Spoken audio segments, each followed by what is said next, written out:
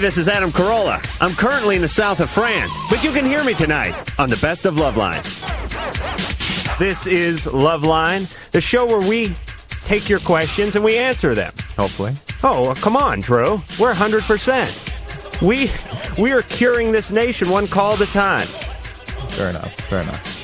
All right, let me give out the phone numbers real fast before we get going here. 1-800-LOVE-191. That's 1-800-568-3191. Give us a call.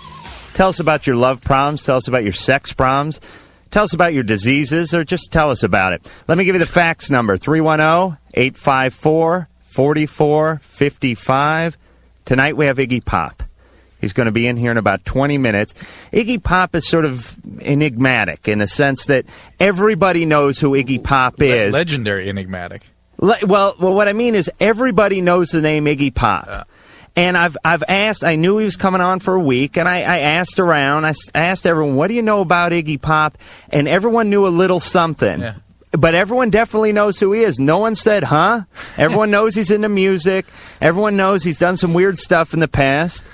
Everyone knows now he's going to be on Loveline. I just met him. Seemed like a decent guy. So he's going to be on. But first, we're going to go to the phones. Drew? You all ready? Yeah. All right. Unless you want to talk about something. There's a call up there from Minneapolis. I want to talk to them since it's so darn cold up there. See what the heck's going on in Minnesota. This is Clarissa. Yes. What can we do for you? Well, I have a problem. See, I dated this guy during the summer, and, well, we've gone on a couple dates, you know, and here and there, just casual, and I never really knew how I felt about him until just I saw him the other day, and I just knew that I really, really liked him, and I would do anything for this guy. I'm an 18-year-old virgin, and I want him to be my first one. Wait a minute. This is the guy you just met? No, she dated him a little bit during the summer, right? Yeah. But nothing clicked. Well, no, it did click, but I was too shy, and I'm still a virgin, and that's why I was kind of scared to do anything.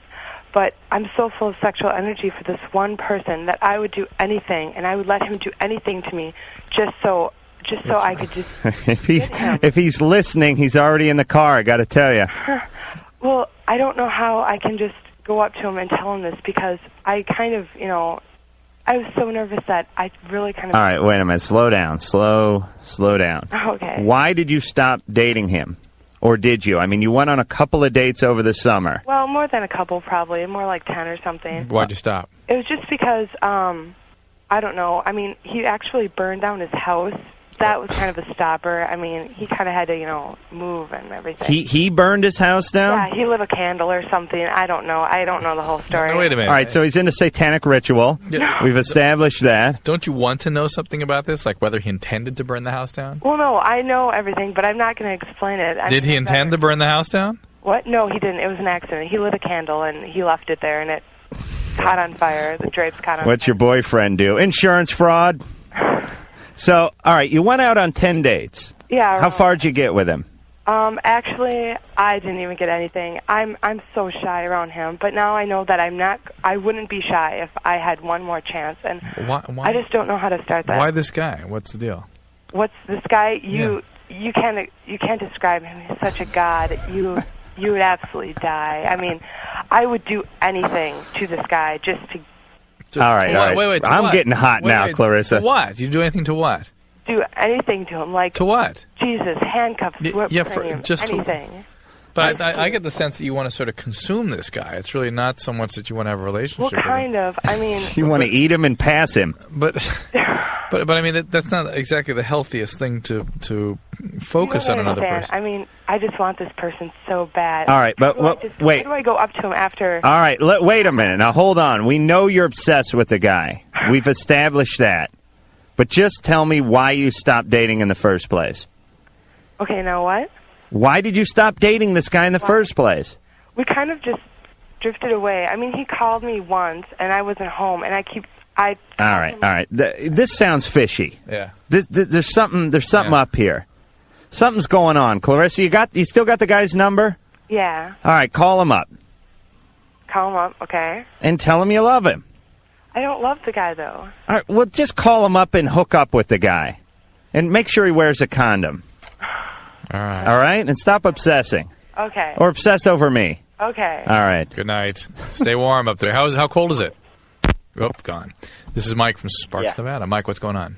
Not much. You got a question for us? Yeah, I had a question. What would happen if you were taking speed? Because somebody I know is taking speed, and she's like 7 months pregnant. Kill the child.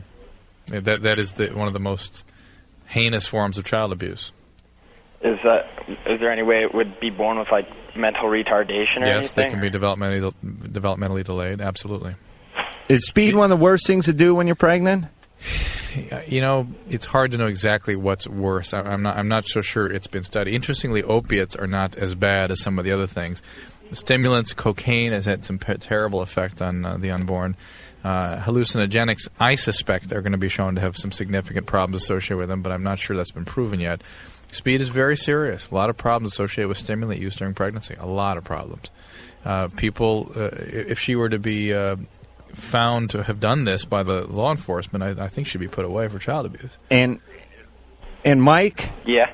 So does she not want this kid? I mean, is she trying to abort it in this sort of retarded way, or does she want to keep it, or what's she? She's 7 months pregnant. She's almost done. Well, that's what I mean. I mean, when I say keep it, I mean, does she want to keep it and raise it, or does she want to give it up for adoption, or what? I don't think she really knows what she wants to do. She's kind of whacked out right now. She's tweaked. She's a drug addict. Get her some help. You're a friend, right, Mike? Yeah. Mike, yeah. If you're really her friend. Get her somewhere. Take her to treatment. Get her in a structured environment where she's not inclined to do this sort of stuff. Yeah. You're not just saving her life, potentially, but you're saving the life of someone else also. All right. Thanks a lot. All right, Mike. Good luck. See ya.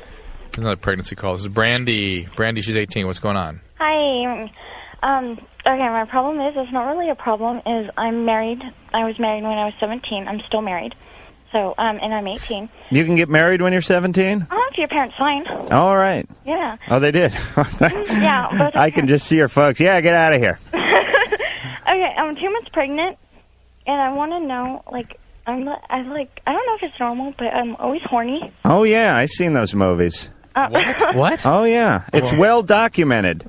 Women are hornier when they're pregnant. That's true. And they're hornier on their period, aren't they? Not necessarily, but some are. I think they say that just to screw with the guys. They're standing there going really horny now, and the guy's going, I don't like to be touched. Right now?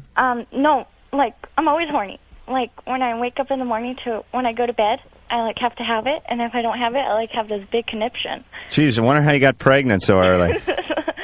Well, it was done deliberate, so don't worry. Really? Yeah. You mean the sex part was deliberate? Yeah, well, so was the kid. Really? Yeah. 18 and you set out to have a child? They're married. So what? Well, they got married at 17. That's pretty premature also. I mean, that's well, no. Not if you love somebody. How old is your husband? 18. Wow. Wow, you guys are going to be going to your kid's open house and still have acne problems. But this going to an open house and still have acne problems. Okay. Not enough time in the show to pass on every message, Brandy. Well, no, I just... So what do you want? I want to know if it's normal. During pregnancy, you're talking about. Is it normal for it to be more like that during pregnancy? To be horny. Yeah, well, yes, all the time. That's one of God's great tricks. It is. Yeah. And doesn't it stop, I mean, at a certain point? Yeah, it often stops in the third trimester. Because you get too big. Yeah, but the bigness sort of what creates some of that blood congestion down there that causes some of the stimulation. So pretty much horniness is just where the blood happens to be at any given time. Am I right? That's part of it. Because a guy... Hold on, Brandy. When a guy's horny, his blood is down on his unit, right? Right. When a woman gets excited, again, the blood goes over there. Yeah. When the breasts get excited, the blood goes over there. Yeah. So it's really just about where the blood is at any time. Yep. All right. And, I want to tell the guy, the previous caller, his friend who's doing speed while she's pregnant, the baby can form crystallized lungs, there's a lot of crystallized liver, all his internal organs can become crystallized. Well, which is bad, Doc. It's kind of very bad. It's kind of a simplistic way of looking at it, but there are a lot of serious problems that can happen. Brandy, you're taking care of your fetus, aren't you? Oh, yes. Good girl. Everything going okay? I take very care with my child, yes. And you may want to use the love grommet if you're going to be having sex. A what? The cushion, the grommet I invented. The love donut that your partner puts around his schwanz. Oh, okay. Yeah, because you want to be prodding the child at such an early state of development. Oh, okay. All right. I'm sure she's going to take that advice. Every word you said, Adam. She's just hanging on it. This is Alex, 16. Alex, what's going on? Hi. What's doing? Nothing much. All right. Did we call Alex or did he call us? Is that it? You called me. What's doing? My girlfriend wants to have sex, and I have a little problem. Because I have these, like, little small bumps on my penis, and I have no idea what they are. Uh-huh. So you're reluctant to show her your penis. Yeah. Yeah. I got the same thing because my butt's real hairy.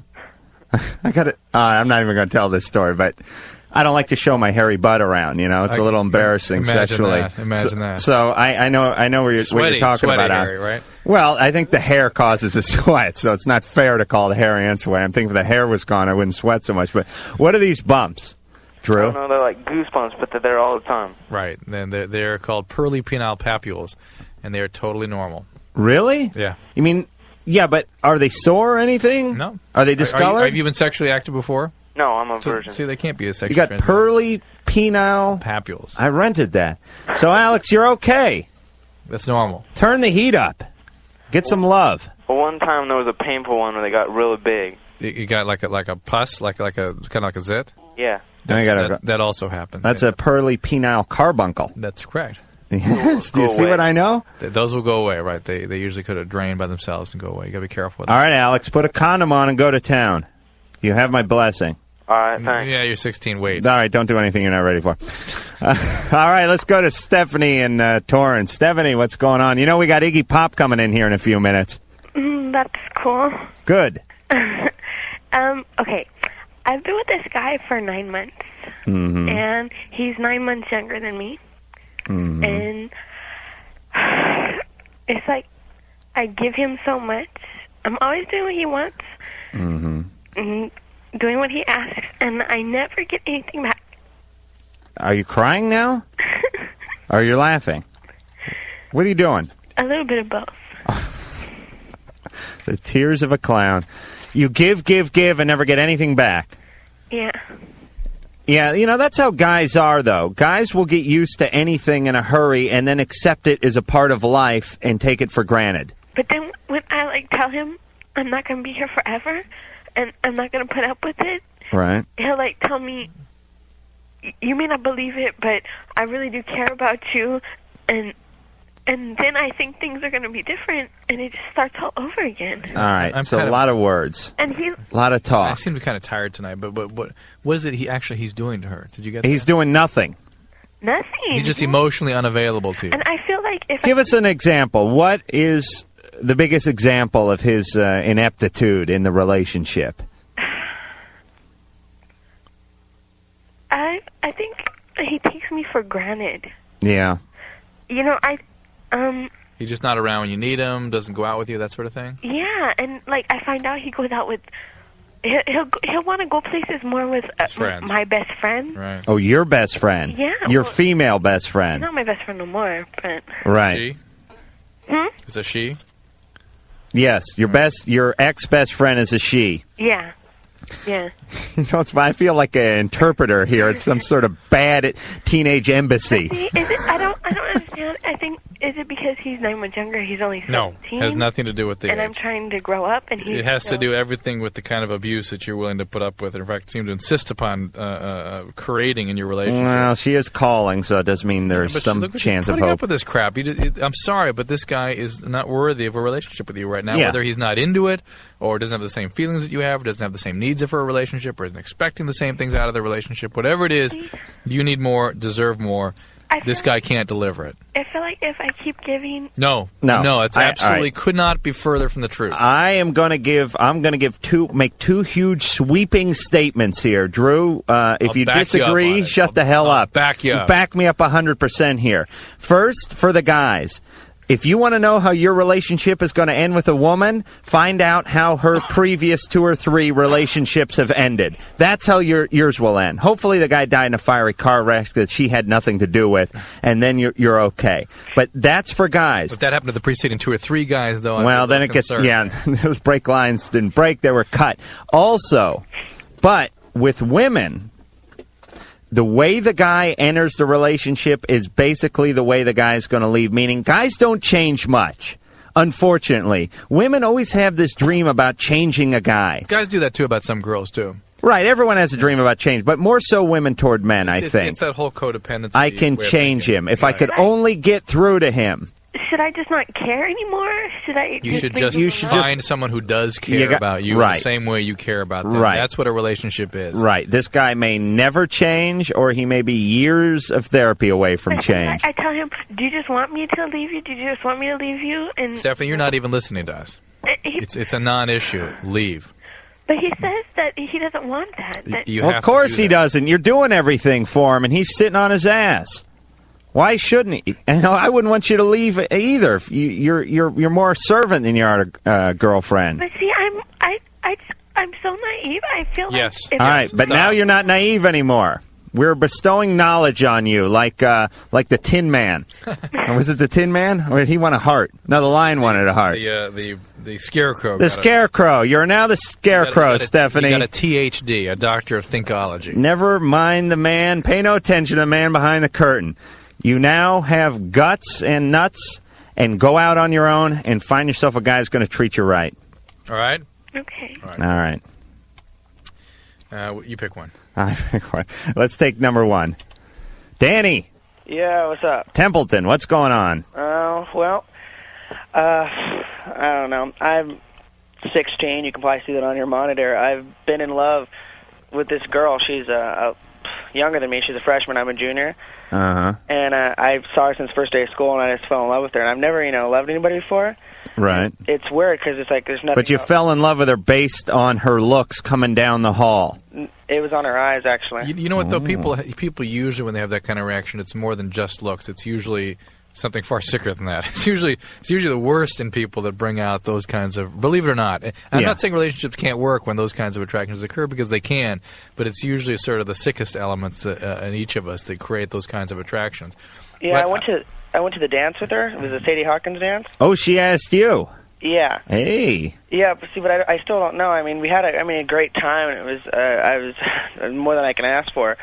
But I don't know. I wrote her a real long letter just telling her how much I like her and everything. Right. But I don't know if I should give it to her because I'm afraid if I tell her everything, I might scare her away. Well, I'm going to agree with you to a degree. I mean, she asked you to the Sadie Hawkins dance, so she's got to be into you to some degree, right, Danny?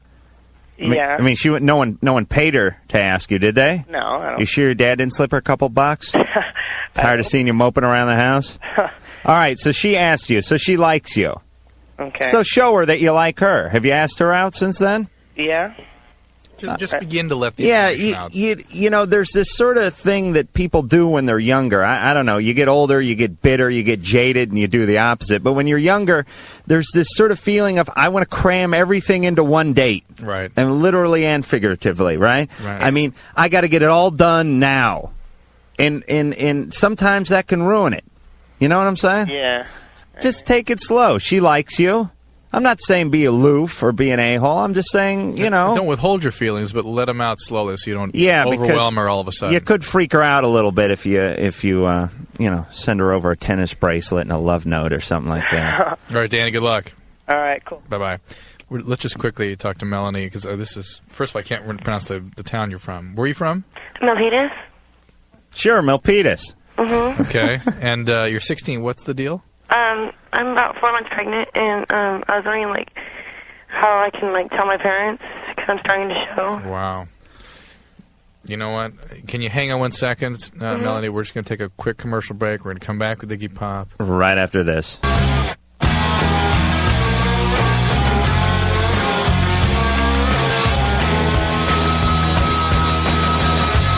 Alrighty, we're back. We're back with Dr. Drew. I'm Adam Carolla. We got Iggy. What?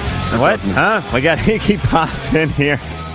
Now, I hope only I heard that. Let me give out the phone number real quick before we get going here again. 1-800-LOVE-191. That is 1-800-568-3191. The faxes come at 310-854-4455. Iggy, you want to say hi to everyone out there, all your fans? Yeah, hi. You look good? Hey, thanks. How old a guy are you, Iggy? 48. 48? Yeah. You look good. I mean, you've had a life. I'm alive. You're alive. I mean, you've done some stuff in your life. Yeah. Right? And look at you. You're in one piece. Yeah. And you look good. Yeah. You're living in Mexico. I'm scoring every night. I'm all right. But you know, Well, everyone who lives it's always in the Mexico ones you scores. don't. It's always the ones you don't like that well that call you back. That's the thing, you know. Oh, don't I know it? Drew Yeah. calls me every morning. All right, now we got to finish a call off, right, Drew? Melanie. Hi. Hi. Yeah, We're hi, back to Melanie. you. So you're 4 months pregnant. Mm-hmm. Where's the guy? He's around. Is he going to raise the child with you? Uh-huh. You going to get married? Am I going to get married? Quite a concept. It's like a bizarre notion. I'm only 16. I don't know. Yeah, but you're having a kid. Uh-huh. I mean, old enough to have a kid, right? Mm-hmm. How's your relationship with your parents? Well, they're divorced, but, I mean, I'm living with my dad right now. Yeah. And, I mean, it's really good. It's just, he's like, I don't know, he doesn't really know that I'm sexually active. Yeah, well, he's going to find out. I suggest you find a as non-threatening a time as you possibly can when there's a lot of time to sit down and talk about it. Would it be appropriate if you brought your parents together in this one, or would you want to tell them separately? I think separately. You feel kind of scared? Yeah. Oh, Yeah, that's sure. Terrible. Are you going to keep the child, you think? Yeah, I want to. I think you just got to go for broke on this one. I mean, you just have to sit them down and tell them. Here's the reality. The reality is that you got to have their support, whether you keep the child or not. You are still dependent on them, for God's sakes, and you're going to have another person now dependent on you. Mm-hmm. So you really need their support. And they may be delighted in a way. Look, I mean, probably not, but the grandkid thing may be an exciting notion to It's them. going to create some tension, some stress, believe me. But your parents love you, and they want you to be okay. Mm-hmm. And they're going to be there for you, unless they're bad people. And most parents are not bad people. Most parents, they may not be happy about it for a while, but they're going to come around and help you. Okay. It'll end up with a good feeling. Don't be so scared. It can. Okay? All right. All right, good luck. Let us know how it Thank turns you. out, all right, will you? Uh-huh. All right. All right, let's talk to. Can we talk to Iggy for just a Yeah, second, go Doc? ahead. Because Yeah. I know you're a big Iggy fan. Yeah. You got an album coming out in March. Doesn't he look like it? Yeah, what's an Iggy? When you have a concert, it's a bunch of guys in glasses and ties. Am I right? Well, you know, yeah, a lot of guys with glasses and ties can come to my shows. Yeah. Now I wear glasses from time to time. Ties, too. You were sort of like the original punk rocker, weren't you? I don't know. That's what they say. You know, I was doing weird stuff. Well, I was doing harder music before a lot of people were. Yeah. Right, and like were you doing harder, faster, stage diving and ripped jeans and all that. You know, I can't remember all the stuff, but whatever it is. You know. And now someone was telling me a story. Although every time I relate one of these rock stories, the person always looks at me like, "What the hell are you talking about?" Like when I told it to Meatloaf. But someone told me that you did a stage dive once, landed on some chairs that you thought were folding chairs, and they were fixed, and you took out a bunch of teeth. That's possible. Once I did a stage dive on a really curvaceous girl, and she moved, and I took out a bunch of teeth. Iggy trying to have... But sometimes I hit the mark, you know. Sex in the pit for Iggy. Yeah. And also said cut yourself up with glass and did all kinds of weird stuff. Is that true? Yeah, but look at me, Adam. I mean, I got a great job, a couple of houses. I'm 48 and I'm living, you know. So I mean, yeah. Hey, I mean, you should be dead, right? Well, no. I mean, God should take you no. and I Keith mean, I'm Richards living right now. I'm living capital L, dude. You know what I mean? Like I'm doing real good. So, however I got there, you know, it's the way I got there. You know. All right. Better that than John Q. Citizen. Who needs it? Right. All right. Yeah, So you're. yeah. But I have my own style. Here's the thing. On this show, we try to dissuade the youth of America from living the kind of lifestyle that's made you rich. They're going to live it anyway. They're going to live it. All right. Can we talk about acting for just 1 second?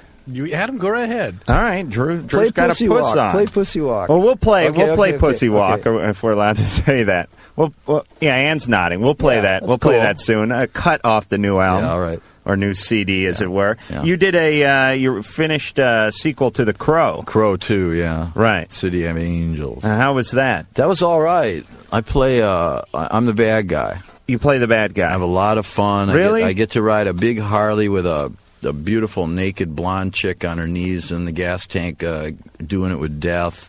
I get to snort a lot of drugs, scare little kids, kill the hero. So it's like high school all over again for you, right? huh, Iggy? Yeah. And who do they get to do Brandon? What the hell is this? Brandon's part. It's a Right. European guy named Vincent Perez. Right. You wouldn't know him because he's European. He's from a million miles away. No, I don't get out of the valley. You don't actually get out of the valley, right? But you want to help us with some more of these phone calls? Yeah, I'd like to talk to people if they want to. All right, well, let's talk to Tony from Chaplin, Minnesota. How you guys doing? Good. Adam, Dr. Drew, Iggy. Hey, all right. You mean you're in Minnesota right now, man? It's cold, huh? Yes, I am in Minnesota. Wow. It's pretty chilly. Yeah. I think you were just here not a while back ago, or Wisconsin or something, too. Yeah, I think I played. Anyways, I got a little problem. Yeah. Involves an ex-girlfriend. Yeah. All right. I broke up with my ex about 4 months ago. Yeah. And I realize now, after I got a new girlfriend, and my life's kind of moved on, but I can't get over her. Yeah. Really bad. And I've been leaving, I took some advice from my boss, and we left notes on, or I left, little secret admirer things on her doorstep, and I haven't really signed my name yet. Yeah. And I don't know what to do. What and to top it doing off, that, she called me. She called me and asked me if I was doing it. Oh, yeah. And you lied. Of course I lied. Oh, you're dug in deep now, Tony. The more you do, it'll just annoy her. I mean, doing that is kind of like, it's like wanking, really, Oh, yeah? Yeah. Wanking is English for... beating off, Okay. I mean, I know how you feel, because I've had that happen. Yeah. I've had it happen really recently, where it's like, God, no matter what I do, I just can't get this girl out of my mind. And you'll even be with another girl in coitus with another girl, but you're thinking, and bam, here comes a nice girl with good equipment and everything, but bam, here comes this vision of this other girle, because that's like love. And I don't think, it's funny, like sex is one thing, but with love, I don't think there are any experts, I'm an expert. You're an expert. You guys are... Me and Dr. Ruth. Yeah. Does it have something to do with that? She could have been my first, too? Yes, definitely. But Tony, did you dump her, or did she dump you? Well, it was kind of... I dumped her, and then she dumped me, and then it was just kind of on the rocks. All right, but Tony, why are you being so covert? I mean, why don't you just... Because I'm chicken. Yeah. You're chicken, but you were with this girl. This was your girlfriend's. But I didn't... See, it wasn't a problem until she came into my work one night. I hadn't even seen her for 4 months, and she just happened to come into my work for no apparent reason at all, just to buy a CD, and there's 100 other places to buy a CD. You guys have Iggy Pop CDs over there? Oh, do we have Iggy Pop CDs? They move pretty good, don't they? Oh, they move like crazy. Good answer. But it's, and then all of a sudden she just shows up. And the other thing was, I was sitting at home one day, I was sleeping, and she came to my house, and she had a book that my mom borrowed her, and she just left it there. And she's not afraid to talk to my mom, and she knows that she's home at night to drop it off. And I'm just thinking, I don't know, if she... Wow. All right. You know what I think? What do you think, Drew? I think that these first love relationships are very difficult to terminate.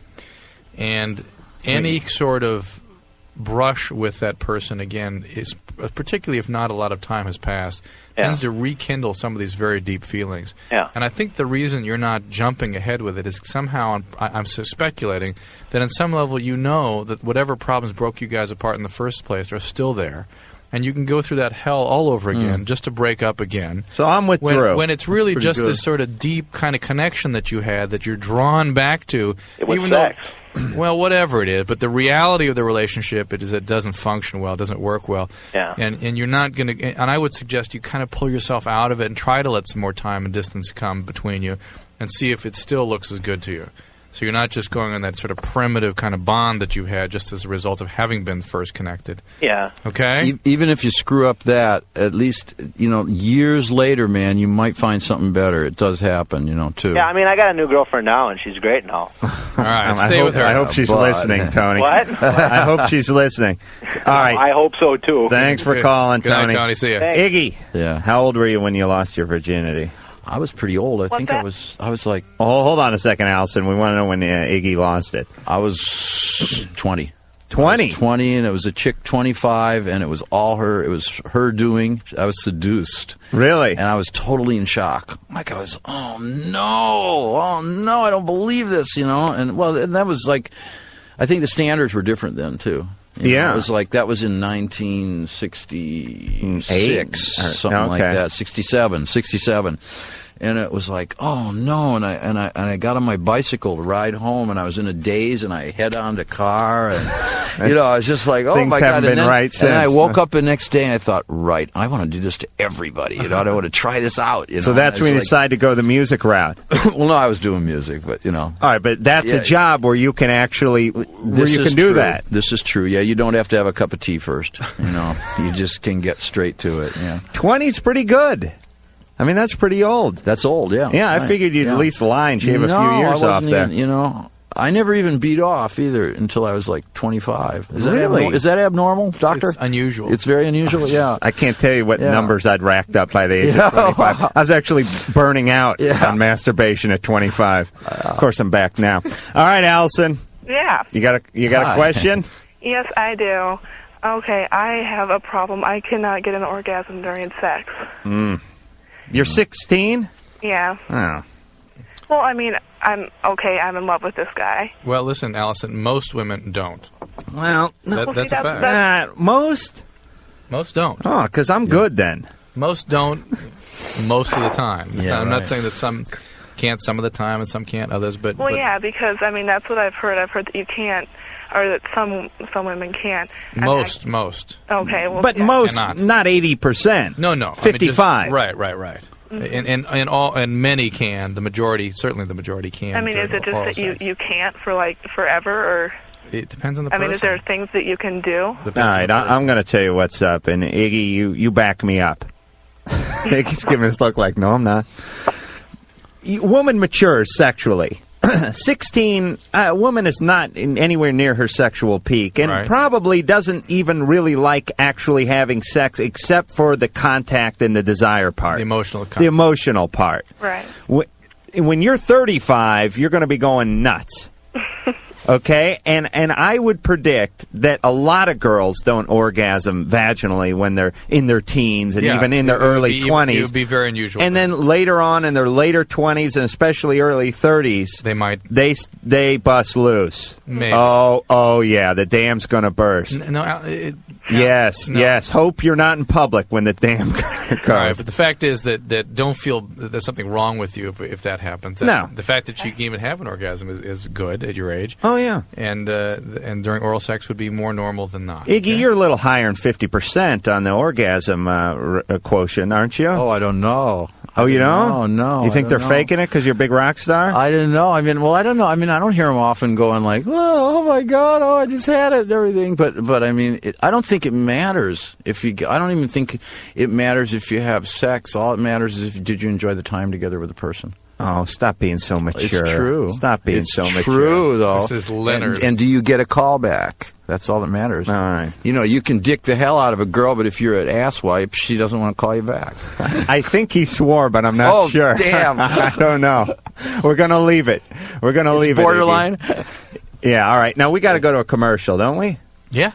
Oh, okay. Well, stop sitting there like you don't know what's going on. I know what's going on. You said you wanted to do it. All right. Don't argue with me. It's not professional. We'll be back with Dr. Drew, myself, and the legendary Iggy Pop right after this. All right. We're back. Let me give the phone numbers out real quick for Loveline. 1-800-LOVE-191. That's 1-800-568-3191. Or you can fax us at 310-854-4455. We're talking about everything under the sun with the legendary Iggy Pop. We also have the legendary Dr. Drew here.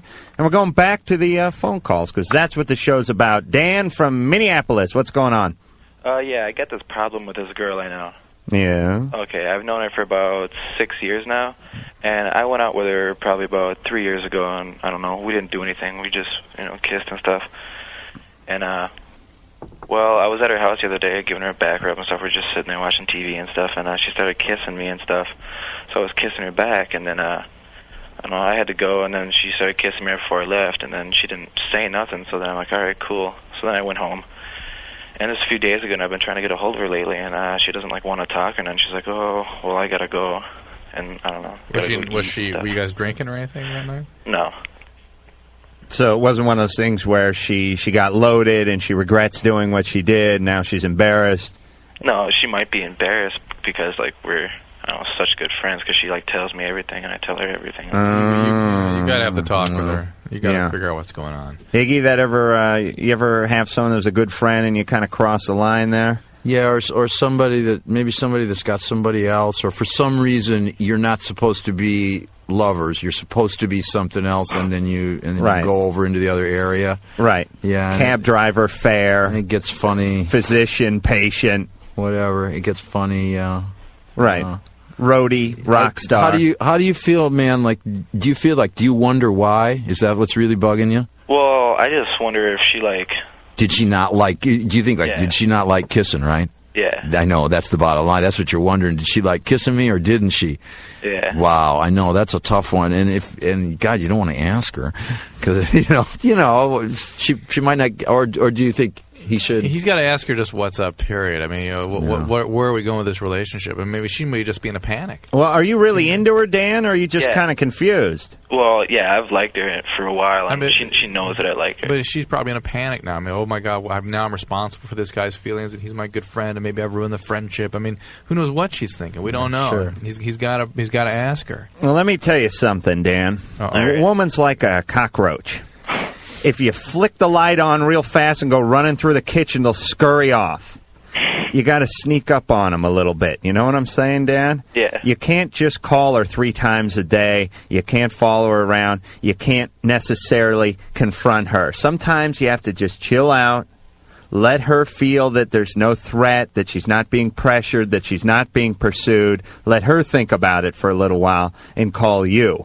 I think if a lot more people did that, a lot more relationships would work out, or at least they'd stand a better chance. Iggy, am I right? You're right. But are you able to follow that in daily life? Who, me? Yeah, yourself. Oh no, I'm a stalker. No, right. I got 8 restraining. I got 8 restraining orders right now. Now, let's see. I'm not even supposed to be within 50 yards of Drew. I'm going to be calling the police after the show's over. Yeah. Now we're going to be playing Iggy's song pretty soon, right? Soon. 3 minutes. Soon. Which song? We're going to play Boozy Walk. All right, let's try this. Or as they say in Spanish, Boozy Walk. Leonard, Skokie, Illinois. He's 20. Leonard, what's up? Hey, welcome. Greetings from Skokieville. Thank you. Yeah. It's in Illinois. It's freezing cold, man. Yeah, that whole area there is getting iced. Yeah, I'll tell you, it's so cold the old Jennies are starting to shrivel up. Yes, Jenny short for Jenny Towel. Oh, you perfect. Hey. Yes. All right, here. First of all, I wanted to say your idea about the penis donut. Yes. Oh, ingenious. The love grommet. Oh, yes. You're a genius. I have a knack for inventing things after they've been invented. It exists. It existed. Well, it's only 7 years old, so, you know. I've never heard of that.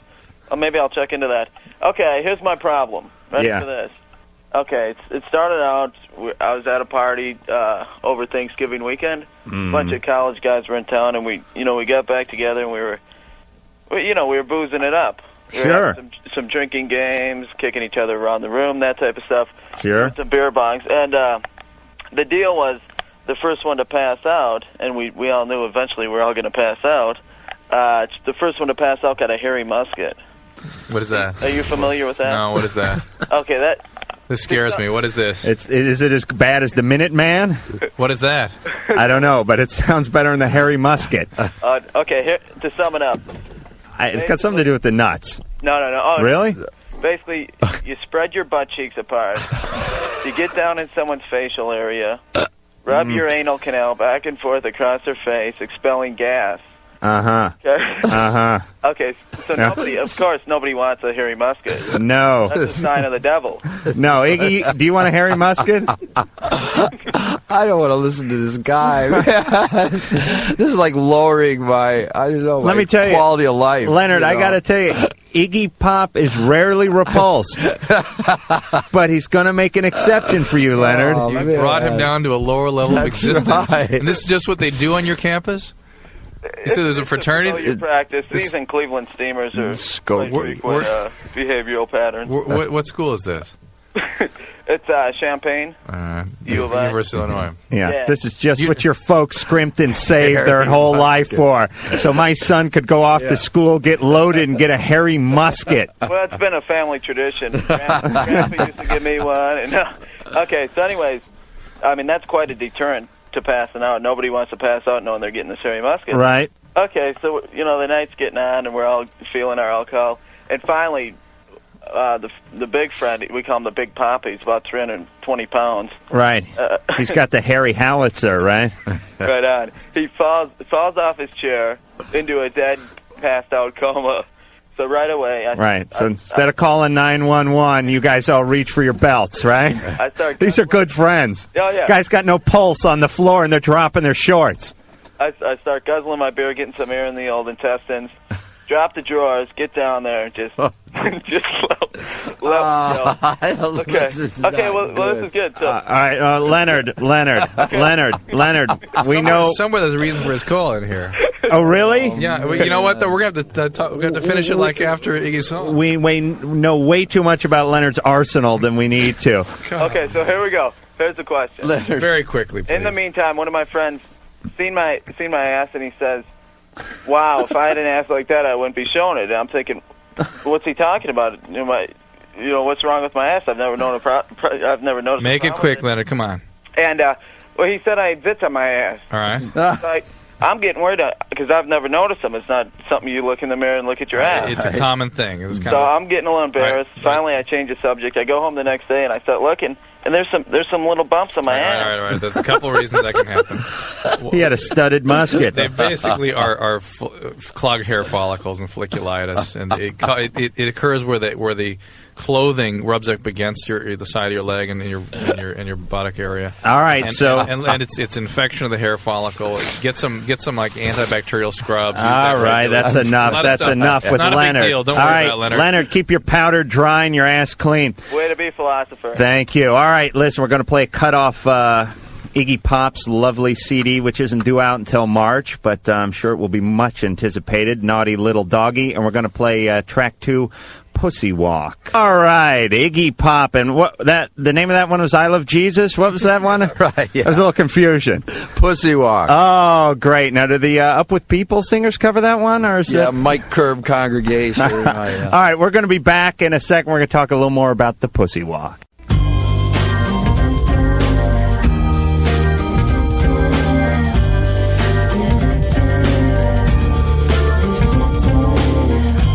All right, we're back on Loveline with Dr. Drew, Adam Carolla, and the legendary Iggy Pop, who just walked in the room.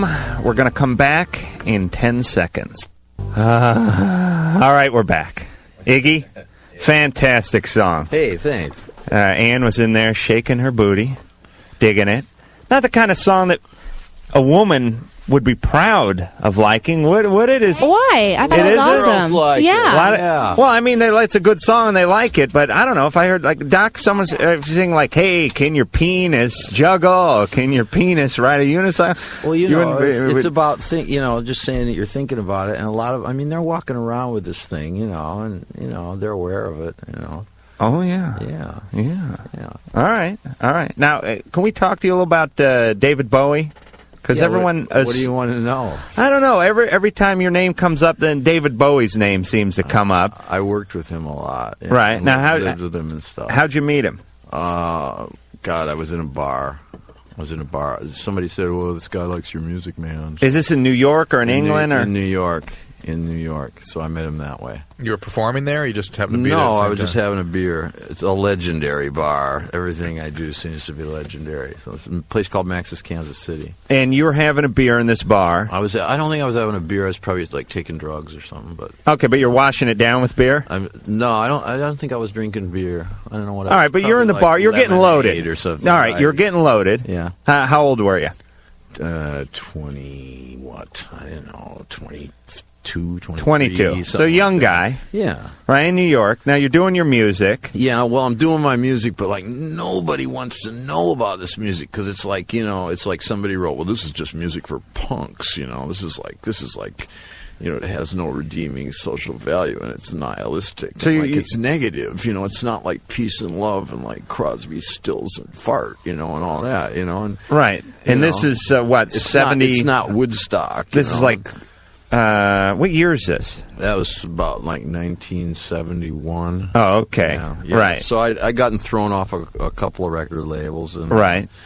And I was just sitting around, and so this bloke says, "Well, I like your stuff, and I got this manager, and hey, do you want to swing over to England and, you know, try to do something over there. And I said, well, it sounds pretty good to me. Right. And you were loaded, so what the hell? Yeah, right. You woke up, you're in Manchester. Yeah, right. All right, so you're in England, you're shacked up with Bowie now. Well, no, I had my own digs, you know. And, okay. No, it kind of basically, I sort of had these, but I had these like friends, these derelict friends from Detroit area called the Stooges. Right. Like, you know, they were like social misfits, but musically like years ahead of their time, you know. You know, they were like screwed up the way the teenagers of today are, you know, but only 20 years before, you know. So I thought, what I really want to do is get these guys over there and record them, you know. So one by one, I kind of got them over there, and so you brought the Stooges over to England, and we kind of looned around England for a while and upset everybody, and then we made I think we did one gig. And then nobody wanted us to do any more gigs. And then we made a record instead. So did you ever go out and tour with Bowie, open for him or do anything like that? I never have. Really? No, I don't open for people. I opened for a chick once for Chrissy Hind on a tour. Oh, well, she's good. Yeah, Pretenders. But that was like a long time later. Right. Well, not that a man of your legendary status needs to open for anyone, but I mean back then when Bowie's career was going a little better than yours at the time. It was going way better than mine. Well, I'm being kind, Iggy. No, you don't have to be kind. I mean, you know, I'm not that careerist, really. You know, right. I just kind of do what I do, and I like it, and then trust in people to get with it. You know. Right. Now, would you go so far as to say you influenced him a little bit, or the other way around? Oh God, I think probably everybody influences each other. Well, that's a fair answer. You know. All right. Yeah. All right, Iggy. Very diplomatic. We're going to get to some more calls. You want to help us out? You pick one. You can stay for a while, right? Yeah. You having a good time? Yeah. Sure. Yeah, okay. Right. Let's go to line... wait a minute. Let's go to line 2. Yeah. Yeah, right. Will. Yes. What's the problem? Well, I've got a little fondness for my local video store's adult section. Yeah. You know, you ever run into Adam there? I'm sorry? You ever run into Adam there? I didn't get you. Did you ever run into Adam there? No. You haven't. You should at least see my cardboard cutout life-size likeness that's pointing the way to the porno section that a lot of stores have now done. You know, I hide behind the little curtain that sort of partitions it all. Hey, Will, you know what? I was in a video store the other day, and the porn section was roped off for a few minutes, so I started walking around. Yeah. You know what I found out? They got sections for everything. Everything. They have a comedy section. No kidding. They have like a sci-fi section. I had no idea. Yeah, there's all kinds of stuff at those stores. What do you know? What do they think of next? Yeah. So, Will, what's the problem? Well, I just want to know, I've heard on your show that you you have referrals to organizations for people who are sort of hooked on things, alcoholism, that sort of thing. And I wanted to know if there was a number that would sort of help break the habit. You know, I mean, because you get it, masturbating a lot and spending the money more than is really good. And this is sort of typical. People get sort of addicted to the phone sex lines and this sort of thing, and they end up losing a lot of money and time and preoccupation with this. Get caught up in thinking it's fun and things like that, and not getting out and meeting people. Right. Like that. And there's something called SA or SAA, Sex Addicts Anonymous, that you can probably contact through Alcoholics Anonymous. We don't have any specific referrals in your area. I would just call Alcoholics Anonymous or Info Line. Most communities have something called Info Line. You're looking for SA. Okay. How long's this obsession with porn been going on, Will? It's been a number of years. The most people that are... Because it's been a while since I've had a relationship. Involved in this field find that a lot of these sorts of preoccupations are tied up in problems with aggression and dealing with aggression and anger. And it's part of the process of getting over that is sort of working through those feelings. So yeah, it sort of tranquilizes. Yeah. It's another kind of escape. It's another kind of a drug of sorts. Yeah, definitely. And if you have the addictive, I hide. I mean, if you have the addictive makeup, if you have the addictive sort of reward system set up, it tends to have some momentum and progressivity to it. But so I guess the question is, how much is too much? Yeah, I mean, I guess when you feel like it's interfering with other parts of your life, and you can't contain it, and it's really affecting you, losing financially, you're losing career, your productivity's dropping, your ability to have normal productive relationships are off. there's a problem. Now, I get free porn, so does that mean it's not a problem for me? No, you're just beyond any potential for treatment. Thanks a lot, Will. Okay, thank you. Iggy, what kind of porn you like? I don't like porn very much. Really? Nah, I had never even watched it or anything, and then like the other day I was in Cleveland. Oh, yeah. You know, for this like Rock and Roll Hall of Fame concert, and I didn't know, I knew this one chick, but I lost her number, right? So I didn't know anybody, and it was late at night, and I turned on the channel, right, and I watched one of them, and like, you know, I was like, I did the whole porn thing, right, you know, but I didn't feel very great, you know, so I just went for like a live human being the next night, and I felt a lot better. That's a bizarre concept. You know? So pornography is not your girlfriend then? No, right. Wow. All right, I'm going to try that. Maybe this weekend. This is Brian, 23. Brian. Yes. What can we do for you? Well, let's say I first want to say you guys have a great show. I love you guys, and I think Iggy's lying to us. Talking about he hasn't masturbated. I didn't, man. I never did. I think you're lying. No, he didn't say he doesn't masturbate. No, he said that I didn't until I was 25. 25. It's true. Is that what you said? It's true. It just never occurred to me. You're not in the porn thing or anything? Not a what? You're not in the porn thing or anything? No, I'm not into it. I mean, I tried it a couple times, and like the last time was that time in Cleveland, but I just didn't dig it that much.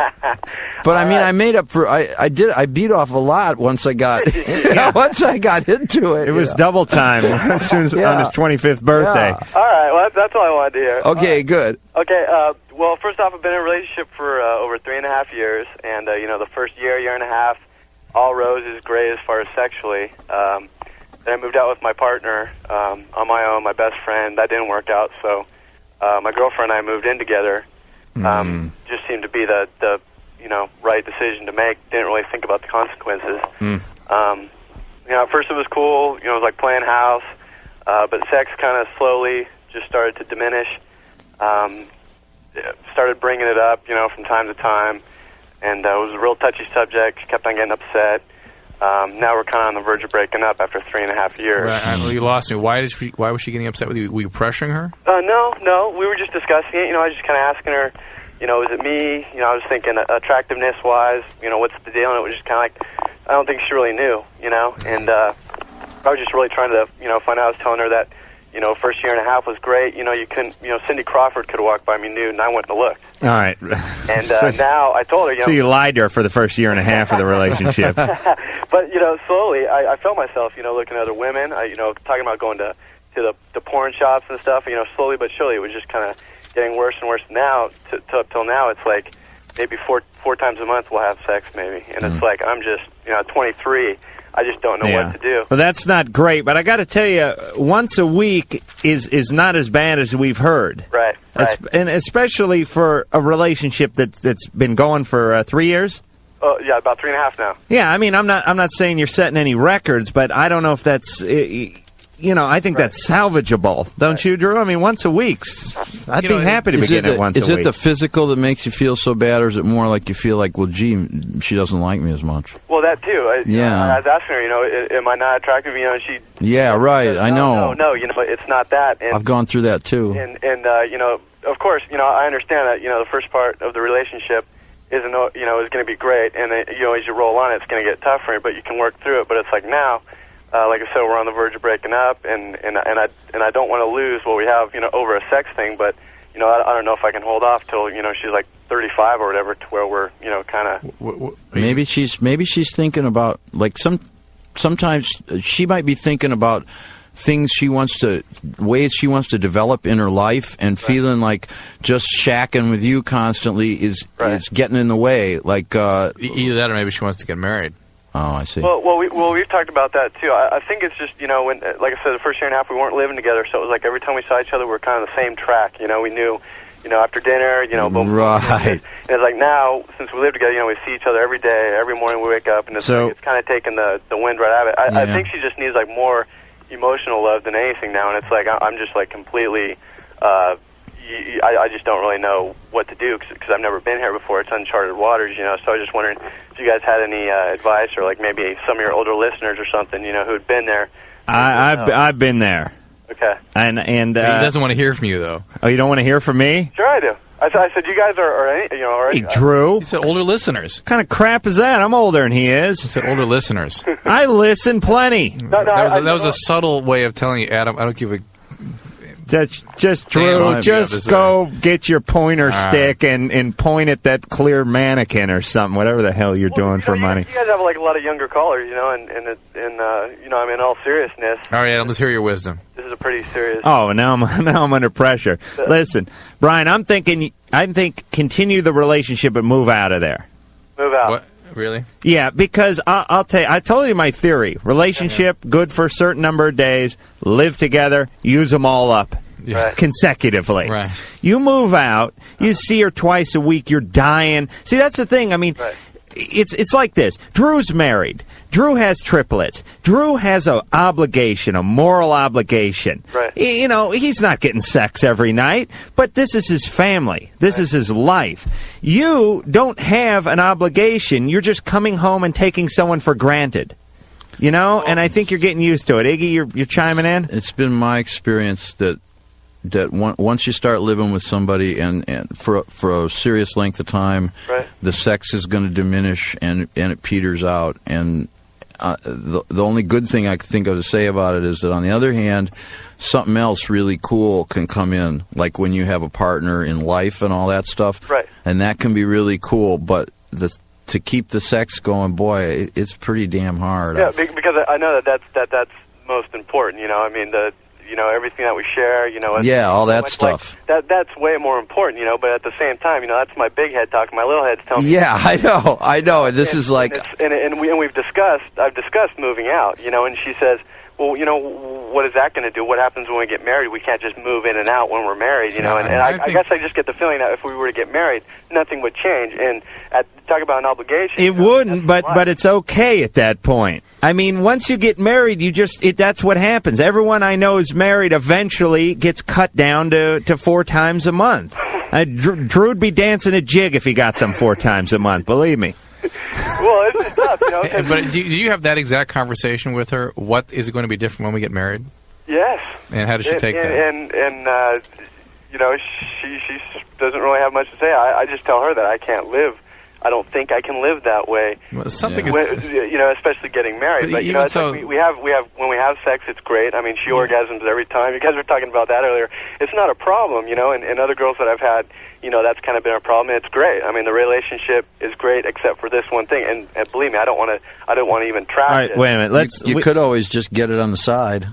Oh, no, Iggy, we don't advocate. What, you don't? Do you have any sporty neighbors? Well, there's a lot, but that's what I'm thinking. That's what I'm kind of like looking towards now, doing that, because I've been with women, and older women, per se, and that's all they want is sex, and that's it, and that's fun, and I could probably do something like that, but for me, the guilt. Yeah, and that's going to end it faster than living together. Listen, Brian, we've dedicated a lot of time to you in this call. It's been a good call, but we got to move on. I would say in closing, bring her into some counseling and get a third party and air everything out and have them help you make a decision. I agree with you. On the side. Because I suspect, Iggy says, Iggy says bang the therapist. Yeah. And I think something is tapping you guys out emotionally that you guys really aren't even fully aware of yet. And that needs to be brought out in some way. And then this will all make a little better sense, okay? Thank you guys. Good luck. On the side. All right, this is Terry, 26. Terry. Hi. Hi. I have a question for Dr. Drew. Yes, ma'am. Last night on the air, this guy had called in and he had mentioned something about getting his bottom lip pierced or something, and you just made a comment. You said, "Oh, so it's not to the deviant stage." Well, something to the back. we were kind of talking about that, yeah. Right, and even I didn't say deviants, but I said aggressive piercing or something like that. No, I think you said deviant. Did I say yes, deviant? Okay, yes. Well, that's what sparked my curiosity. I think you called her fat too. No, I didn't. No. Where that came from is the fact that there clearly is a trend, at least, for people that have very aggressive piercings. Or tattooing, because I think he said tattooing or piercing. No. It used to be the case that tattooing has become so much more of a fashion norm. Didn't you say you hated the Jews too?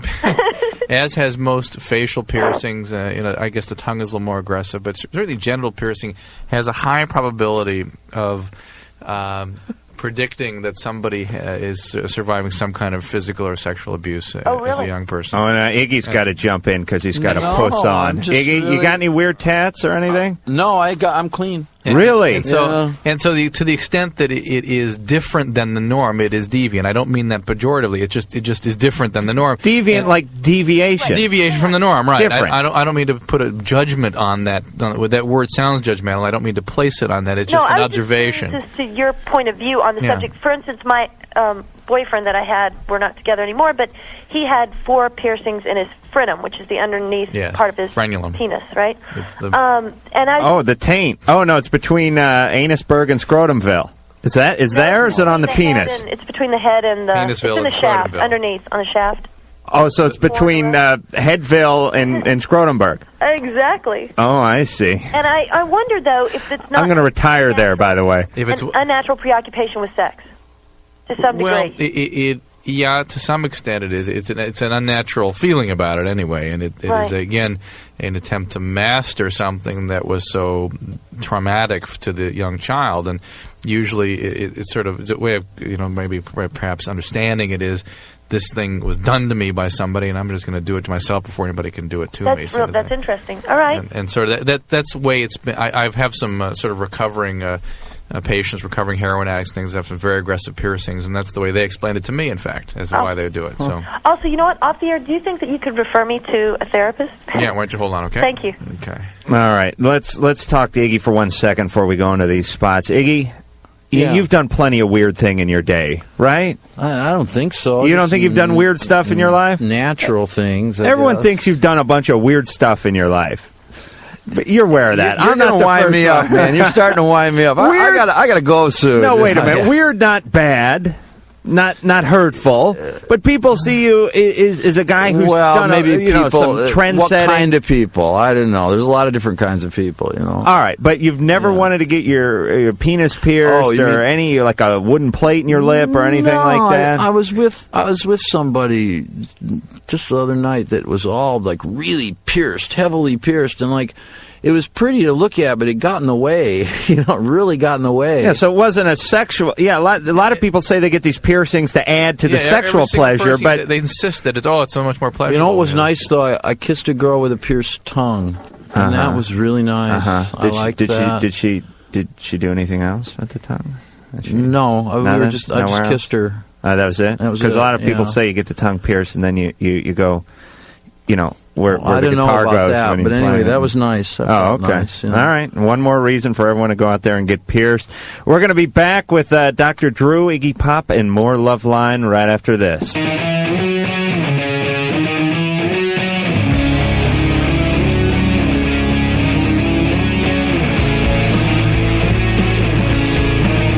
Loveline. All right, we're back with Iggy Pop, Dr. Drew, and me, Adam Carolla. Let me give the numbers out real quick before we get back to Iggy and the phone lines. The phone is 1-800-LOVE-191.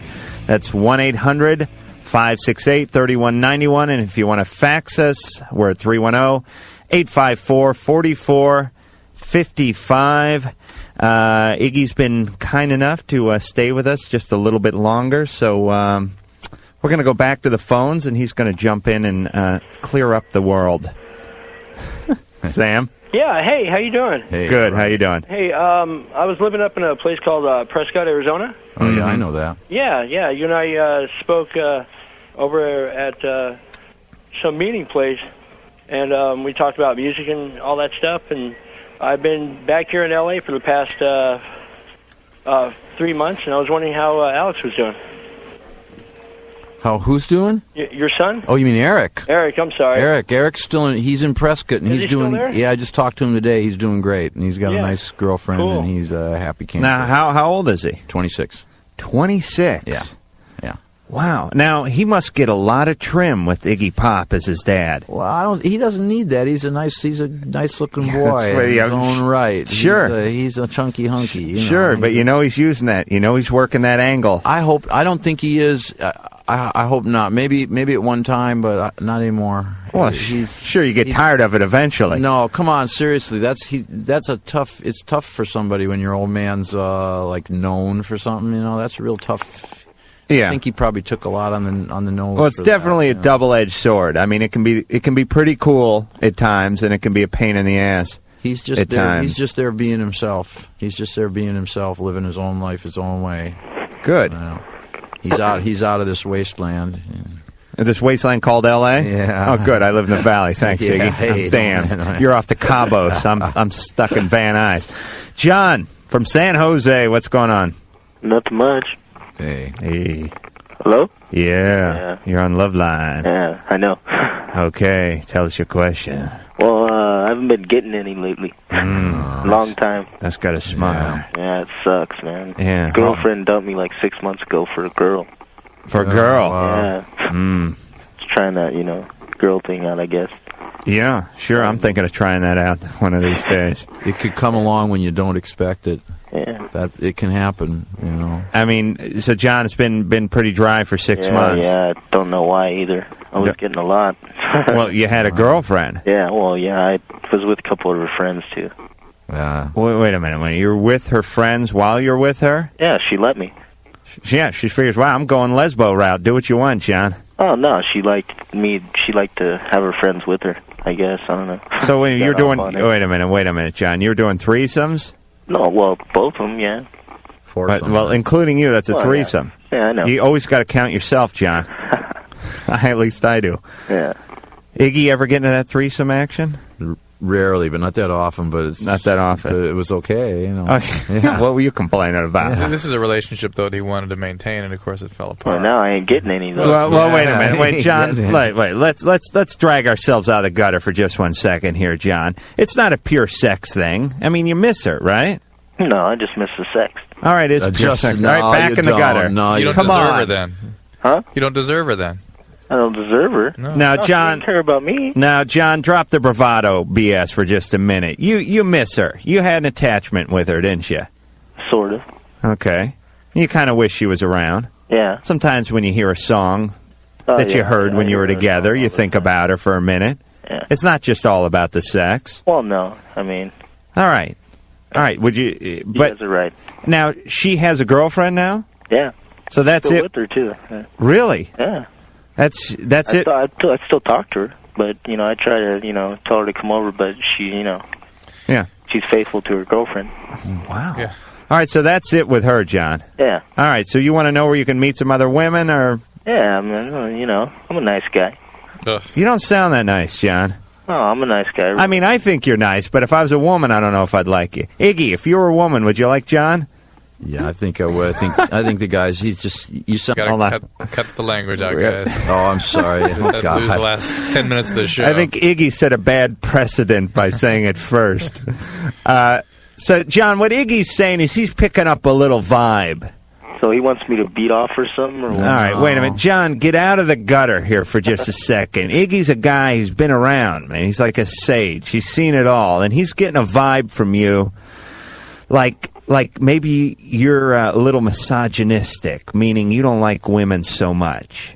And maybe they're picking up on that vibe. I think you didn't? He probably just feels bad because he's not getting any contact, But he's taking that out on women. But he's kind of taking it out. But it's not just sex. It's I think you just a person wants another person to like them, basically. Right. And yeah, I'm the type that likes relationships. Yeah, me too. Oh, you do? Me too. Yeah. I don't go out, I don't have sex with a girl unless I'm with her.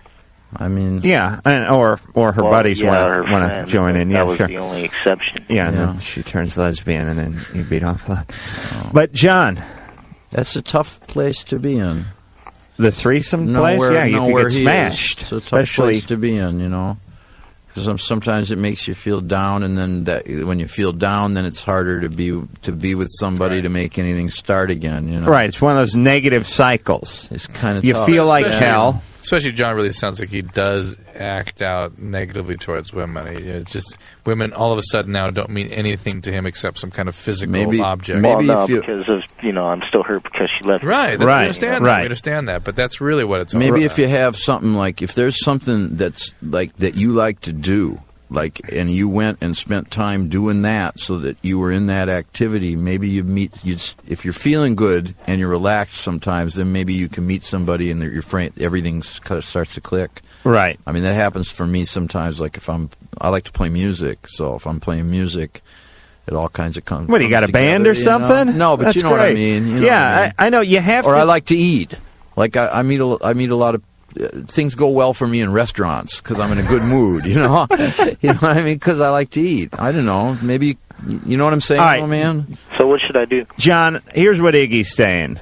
I love putting words in everyone's mouth. Iggy's telling you to chill out. Cheer up. Up. Somehow, and even though that's hard. Find something you like to Don't do. walk around with a big, hey, I just got dumped sweatshirt on. Just get into your own scene. Well, it was 6 months ago. All right, just start doing what you like to do. Start enjoying yourself. Let women see you enjoying yourself, like women see Iggy eating. They get all moist, and they come run over the table. And just do your own thing, and things will definitely work out. Good luck, John. All right. This is Jeff, Tucson. He's 23. Jeff. Yeah. You got a question for Iggy? Yeah, I was just wondering, the song Fun Time that you did back quite a while ago, Boy George does it now. Are you getting like royalties and stuff from that? Yeah, you get a royalty. Are you like? I mean, did he like come and talk to you? Because see, like I like all kinds of music, but Boy George is like one of my favorites. Yeah. And I like your stuff too. And when I seen that it was written by you and Bowie, right? I was just wondering. Have you met Boy George? Yeah, I met him when he just played in L.A. He played at the Viper Room, and I went down and met him, and he was a nice guy. He's a real nice guy. Now, but Boy George didn't call you up and say, "Hey, Iggy, I want to cover this song." No, he doesn't have to. Legally, when you write a song, then it's yours to record first. But once you've recorded it, then anybody can do it as long as they pay you. Right. Yeah. And do you negotiate the price of the song? There are standards. There's a standard negotiated rate which is negotiated on behalf of all songwriters that are in your protective organization. And if you sound like a lawyer, if you heard his version of it, yeah. How do you like it? It's right, he butchers screwed it up. Yeah, but that big homo screwed up your work. God damn it! But that's okay. That's okay. I'm happy he did it. It's a good feeling if somebody sings your song. All right, Jeff. Thanks a lot. All right, thanks. Hey, Iggy, does it piss you off at all when a guy says, "I'm a big fan of yours" and Boy George? No, it doesn't. I think Boy George is a really great singer. I don't care. All right, you don't want to dish any dirt no, because he took like your art and turned it into some kind of top 40 BS, but man. That's okay. But he sold out to the man. I don't care. I'm trying to get you going, Iggy, but you're just having too good a time. It's a good song. He had a good time with it. All right, and you made a couple of bucks. You build a new deck on the place in Cabo, right? You don't make that much on that album because not even a deck. It went you can't anywhere. Even with all that cheap labor in Mexico. Probably more like a transistor radio or something. I don't know. I don't know. We'll see. All right, let's go. What? Seriously? Drew's giving the old break thing. Okay, so I guess. Yeah, I'm going to split. Yeah, leave the headphones. Okay. All right, so Iggy Pop, I want to thank you for coming in. Yeah, thanks for having me. Let me plug the record. Naughty Little Doggy. Yeah, it's coming out when? It's like late February. All right, Iggy, thanks for coming in. Everyone go out there and buy that record, and we'll be back after this.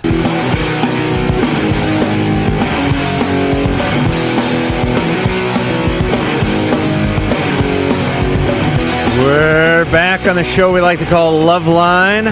The fabulous Iggy Pop has left the building. Good guest. Nice guy. Nothing, we sort of expected him to be sort of edgy and bizarre, and he turned out to be... Nice guy. Yeah, I hate that. Let me give you the phone numbers. Call us at 1-800-LOVE-191. That number, 1-800-568-3191, or fax us at 310-854-4455. Now we're going to go back to the phones, and let's talk to Ann from Santa Barbara. Ann, what's up? Not much. What's up with you? Well, we're having a fun time over here. Right on. Right on.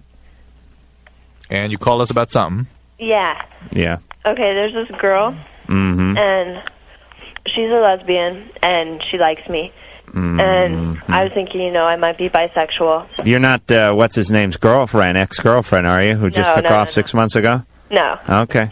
And so I kind of liked her at first, but then she's totally crowding me. Like, she's always over at my room, always calling, always writing me notes, like always emailing me, and I don't like her anymore. And I don't know what to do. Now, I'm sorry, did you say she was your roommate?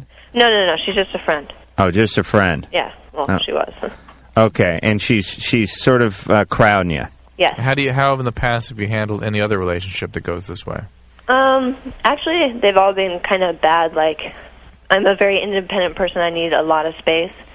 And so, like, when guys crowded me, I'd usually, like, break off with them. All right. And why is this going to be handled any differently than you've handled those? Because it's totally weird, because she's always around, and I don't want to hurt her feelings. And so it's more that you identify more strongly with this woman, and it's more difficult for you to terminate the relationship with her than it would be, say, with a male? Maybe. I'll tell you what you do, Ann. Next time she sort of corners you, throw a pair of sandals off to the corner. She'll scurry after them, and then you can make your way out the door. Okay. A little lesbian humor there, Ann. Okay. Ann, did you say you had any contact with her physically? No. No. No. But she's interested in you that way. Yes, she says that she in wants a big to be way. your girlfriend. And But you've never given her any reason to believe. I did, like, in the beginning. Like what'd you do? Just, like, through talking and conversations and stuff. So you sort of flirted with her. Yeah, I did. All right. Hey, I'm not accusing you. I'm not, like, running away or Little minx. I think you have to just deal with it the way you dealt with your heterosexual relationships. Whatever you manage to do to end those relationships, you have to do the exact same thing here. Right. See, I've been trying, and yet she still keeps, like, coming back, and she's always around and just doesn't. All right, but the thing is people wear out fairly quickly when you don't fuel their fire. Yeah. I mean, you got to look at the lesbian as a lesbian fire. Not all lesbians, but her fire. Okay. Right? Now, unless you supply it with oxygen and coal and stoke it once in a while, it's going to burn itself out. Yeah. It may burn hot for a little while, but eventually, if you don't supply it with the fuel of returning calls, the fuel of even returning calls to yell at her, of wigging out when she comes over, of even acknowledging her, eventually it will just burn out. That's how it works. How long is it going to take? Because it's 6 to 8 weeks. 6 to 8 weeks? Yes. I don't know. That's how long it takes to get stuff in the mail. I'm figuring it's the same with lesbians who stalk you. Yeah. I can't give you a time. It takes a while. But don't fuel it. That's the fastest way to burn it out. Okay. Ignore her completely. But she still keeps coming back, like in the notes she will stop if you ignore her eventually. Okay, well, she's been known, like, to stalk people in the past. Well, then maybe you got to call the authorities. Maybe you got to get a restraining order. If she is sort of crazy that way, you have to ultimately, if she begins that kind of behavior, bring very, very rigid kinds of structure to bear. Authorities, restraining orders, immediately just bring the force down so you can cut off contact, or any contact will perpetuate that sort of behavior. Yeah. Okay? Okay. Good luck, Ann. Be careful and also with the girl that's doing speed and she's 7 months pregnant. Yeah. She needs to really get help, because I know someone who did that, and I think it does have a long-lasting effect. It absolutely does. That's not something you have to speculate about. It absolutely does. Not an easy thing either. Yeah. All right. You get off speed yourself? Yes, actually, yes. Congratulations. Good luck, Ann. Thanks. Have a beautiful night. Bye-bye. Thank you, and mahalo. Let's talk to Matt. Mahalo. We're now talking to somebody in St. Paul in 3 feet of snow at 28 below zero. Tiny bubbles. Matt, it's 80 here. I'm burning up. I figured that. I'm burning up here, too. I got skin cancer just walking out to the convertible this morning. Matt, I have to put PABA on just to get the paper. Really? Yes. It's I that. had to put gloves on just to get the paper. I'm a little disgusted with my climate. I'm sorry, Matt. We can't change that, but we can help you with your problem. What is it? Oh, it's women. I mean, I don't have any exotic stories about any, other guys attracted to me or any other guys attracted to my girlfriend, anything like that. But I tell you, I got this girl. She's 9 hours away from me. I've been dating her. It's kind of been on and off, in the past years. My dogged her in high school once. Now we're both at separate colleges, and things seem to be going well. And I mean, the sex is great. Everything's going well, but I'm getting a little sick of the distance. Yeah. Anytime she calls, I'm watching Apollo 13. Hey, I want to watch Apollo 13 with the guys. I don't want to talk on the phone for an hour. And I got this other girl here who's, cute girl also. Oops. But I don't know if I want to sacrifice it or not. I don't know what to do. What do you mean you got this other girl here? Well, nothing's happened. I mean, I think she's a potential girl here. I think she's a cute girl, and I'm kind of getting a vibe, but... You're getting the vibe that she's digging Matt's scene. Right, exactly. Right. And how's that vibe? Because I get that vibe a lot, and it's never right. Well, I mean, women are the master of vibes and deception, but... But your antenna's the not... vibe is, it's the touching, it's the... Okay, so she's making excuses. Let me just put that out to guys. When women make excuses to establish any kind of physical contact, they're digging you. When they laugh, I'm going to do it to Drew now. Drew, you're okay with your sexuality enough for me to. You're making an excuse here to do this. I'm making an excuse of the excuse. When they laugh and go, "Oh, that was so funny," or when they go, "Hey, you got some egg on your face. Let me wipe that off," or "Hey, there's some buffalo crap stuck to your jeans or something. Let me pry that off of there." Any excuse to make physical contact. Right. With you, and they're into you. And by the same token, when they'll do anything not to touch you, it's usually a bad sign. But she's into you, huh, Matt? Matt? Yes, what? Pardon me? Matt decided he'd catch a little Letterman while I was going on one of my lengthy dissertations. I got everything you said. Any excuse. I mean... Right. Okay, so she's into you. And yeah. All right, this other girl's a full 9 hours away. Oh, full. I think when you're in college, it's an opportunity to date a lot of different people, and you ought to take advantage of that. I think it's a shame to be too tied up in a relationship, particularly one that's not particularly fulfilling because it's so far apart. And here's what will most likely happen. If you grind it out for a couple of years, you'll end up breaking up anyway, and then you will have spent your college years in this crappy long-distance relationship. And you never will have sowed your wild oats, as it were. That's exactly what I'm worried about. That's it, Matt. Matt, hate to say it, but I'd dump the long-distance one and go for the one that's making excuses to touch you. Good luck. Can I keep the best of both worlds? Nah. They're kind of dishonest to if do that. she's over there living her life accordingly, that isn't fair to her. If she's giving up dates because she's trying to be true to you, that ain't fair, Matt. So be honest with her. Good luck, Matt. All right, thanks. Good night. Take care. Bye-bye. This is Brandon, 18. Brandon? Yo, how's it going? Good. I guess my question's for Dr. Drew. Yes, sir. Marijuana smoking. I want to know how long it basically takes to get out of your system. Depends how long you've been smoking it and how heavily. All the time. Smoke it every day? Every day. It can take weeks. Really? Mm-hmm. Now, it's stored in your fat, right? Correct. Now, is a chubby guy going to store more? No, I'm actually kind of skinny, 5'9". But Brandon, it is stored in your fat cells, and if you are physically active or lose weight, you'll tend to mobilize some of the cannabis. And actually, I've had patients claim they got high when they start exercising a week or so after they stopped using pot. All right, so wait a minute. Let me get something straight. You smoke pot every day. Yeah. It gets trapped in your fat cells. Correct. Doesn't matter whether you're a big guy or small guy. It's in your fat cells. Correct. Everyone's got fat cells. Correct. Iggy doesn't really have fat He's cells, kind of lost actually. them somewhere. I don't know what happened to him. But all right, he's got no pot stuck to him anywhere. Well, maybe like in his jeans or something. But anyway, look, I don't want to say what he's doing. But the point is, they're in your fat cells, and then you go out and exercise and break a sweat, and you start burning a little of that fat. Right. And it's like scraping resin out of a bong. You ever do that, Drew? No, I never. Come on, even in college? Never scrape resin. Let's say the town was dry. You never went for a resin scrape? No. Mm-mm. Brandon, you know what I'm talking about, right? Yeah, I know. So it's like you're scraping the resin out of the inside of your body, and your body is smoking it internally. Right, correct. And the point is that if you're worried about a urine screen and you're a regular daily pot smoker, it certainly could stay in there up to 2 weeks. But Brandon, typically be out within about 5 days or so. Brandon, yeah. Let's talk about the real issues here. Okay.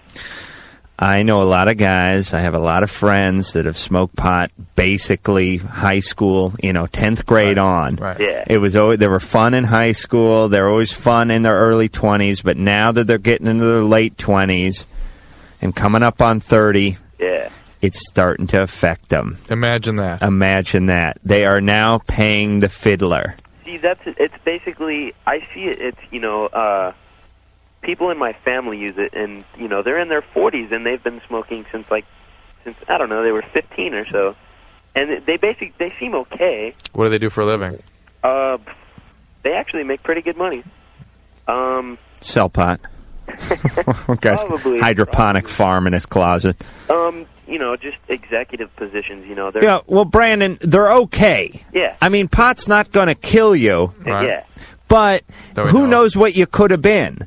I mean, I have these friends. They're okay. Yeah. They're fine, but they're not firing on all cylinders. You know what I mean? Right. They're not firing on 6 out of 8. Maybe they're 7 out of 8. But who the hell wants to fire at 7 out of 8? I mean, who wants to be even a little bit less than what you could be? Right. Especially the thing that even concerns me more is, in addition to there being this kind of lack of cognitive spark, there's a lot of emotional problems. Mood disturbances are exceedingly common. Yeah, they're happy all the time. No. A lot of irritability. They're having a good time, Drew. No, well, especially when they try to come off. When they try to stop. Well, and fall apart. That would be worse. See, that I kind of have another question about that. As far as I know, pot is not physically addictive, That's right? simply not true. It is a highly addictive drug. And the people who become addicted tend to be alcoholics, and only a subset of alcoholics have that predisposition. Yeah. Something about this unique chemistry creates an intense euphoria from that drug. I'm going to disagree on the highly addictive part. For certain people, it is. Oh, okay. Well, everything's... The people for whom it is addictive describe it to me the way heroin addicts describe their heroin experience. All right. But the point is, if you like the hell out of something, you're doing a lot of it. That's right. And Brandon, you don't eat Pop-Tarts every day. You don't eat pizza every day. You don't go swimming every day. You don't go skiing every day. There's lots of stuff you like to do that you don't do every day. You treat it like a treat on special occasions. Treat pot like a vacation, and stop getting stoned so much. We're going to be back in a minute.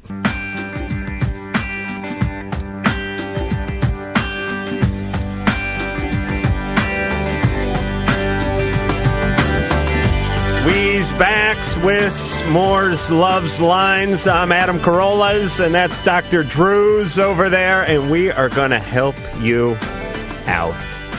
And again, by this time of the show, I'm, as always, proud to be here. Thank you. Okay, good. This is now we're going to go to Nate from Chula Vista. Hey, what's up? Hey. What I wanted to talk about was to the doc. Yeah, Nate. I actually had something to, I don't know, something about what he was saying earlier about gender. You got a bone to pick with the doc? Yeah, a little bit. Yeah. Sure. Yeah, me too, man. Well, what he was talking about genital piercing earlier, he said that, people with genital piercing, they have like a... Well, he said they had either mental abuse... What did I say? No, what did I say? What did I say? What did I say? I said people with aggressive piercings, with kind of wild piercings, have a tendency to be people who have survived trauma in childhood. And I have make that conclusion based on what my patients tell me. Sure. That I've observed that people who go through this, not only almost without exception have that past, but have a sense, some of them, why they do it. Yeah. So that's all I was reporting. And you got to realize, Nate, as a doctor, you're playing the odds. You're playing the statistics. You know what I mean? I mean, Drew doesn't have time for everyone who calls in to come in and do a case study on them. He's got about 3 minutes, or actually about 30 seconds, to make a decision based on data. Yeah. Right. And he's playing the odds. I mean, sure, there's exceptions. Oh, yeah. I do think that there's a definite head trip that's associated with it, though.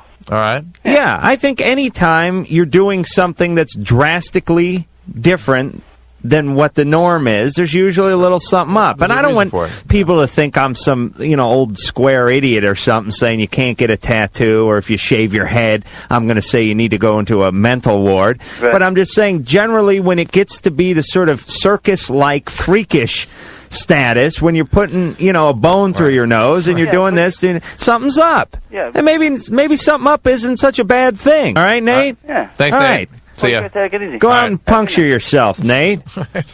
Hey, we got to puncture ourselves out of here. Oh, we do. All right. All right. Well, we got to thank Iggy Pop for coming out tonight. That was great. We have to thank the lovely Mike D. screwing up the board in there. Yeah, and the producer, Sherry the screener, Crazy Ed on the xylophone, answering the phones tonight. We'll be back tomorrow night with more fantabulous Loveline. Until then, I'm Adam Carolla. I'm Dr. Drew. And we'll see you tomorrow. So that's it then. The opinions expressed on Loveline by Adam Carolla, Dr. Drew, or anyone are not necessarily ours. Be happy. Be happy. Happy, happy, happy. Loveline Express. producer is Ann Wilkins. Thank you.